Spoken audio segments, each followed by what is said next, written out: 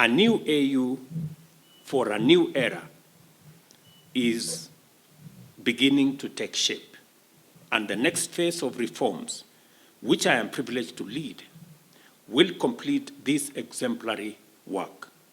A critical reform that I shall focus on is the division of labor between the member states, the African Union, and the regional economic communities, as well as the AU specialized agencies.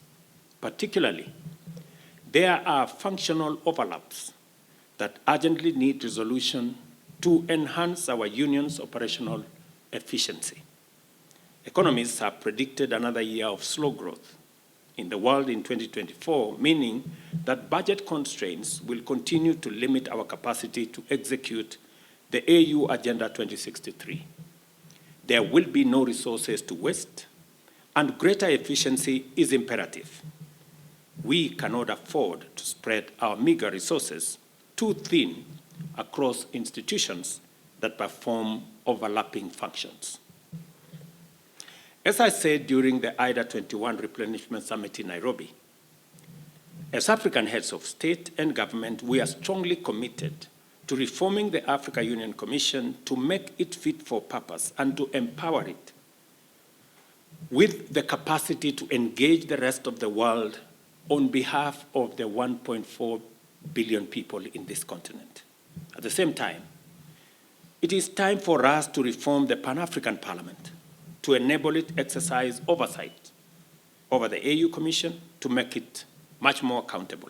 Many of the threats and challenges we face are complex, dynamic, and global in nature, calling for collective action on an unprecedented multilateral scale. Africa is committed to making its critical contribution not only to human progress, but also to efforts to find solutions. Because of our unique and abundant resource endowments and productive potential, our continent offers a viable and transformative pathway to a future of prosperity for all of humanity. We bring to the table of multilateral strategic deliberation and global problem solving the promise of unlocking an unprecedented era of global economic growth and prosperity. I have had the occasion in a number of forums across the continent to outline the outstanding reforms which, in my considered view, shall be key areas of focus for me to deliver on my mandate efficiently. However, this outline, as I have told you, the 4 areas to reform the Commission, to work on our Parliament, to make sure that we have a court, and to ensure that we have a proper funding mechanism. This outline is indicative, and I remain open to consultation and deliberation. I am confident that you have deliberated vigorously and exhaustively on various priorities, and I am interested in tapping into your extensive operational experience in AU institutions to enrich and refine our reform agenda and to explore innovative and inclusive ways to take the AU to the next level.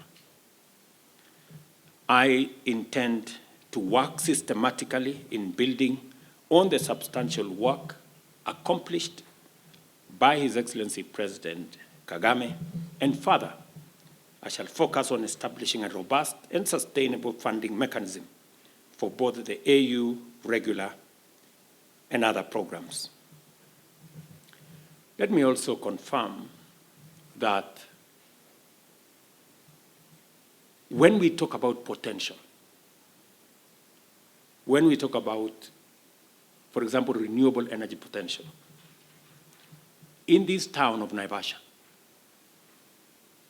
we just signed with America, we signed with the UAE and Kenya to fund a data center in this town worth $1 billion using renewable energy, geothermal energy, just a few kilometers from here. That is the kind of potential. That's the kind of potential that we are talking about.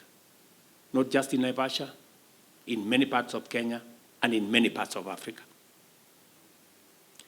That potential will not be realized unless we organize ourselves appropriately to tap into the opportunities that the enormous resources we have present.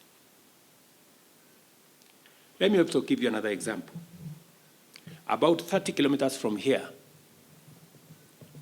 we have 5,000 acres that we are in the process of developing with Afri-Exim Bank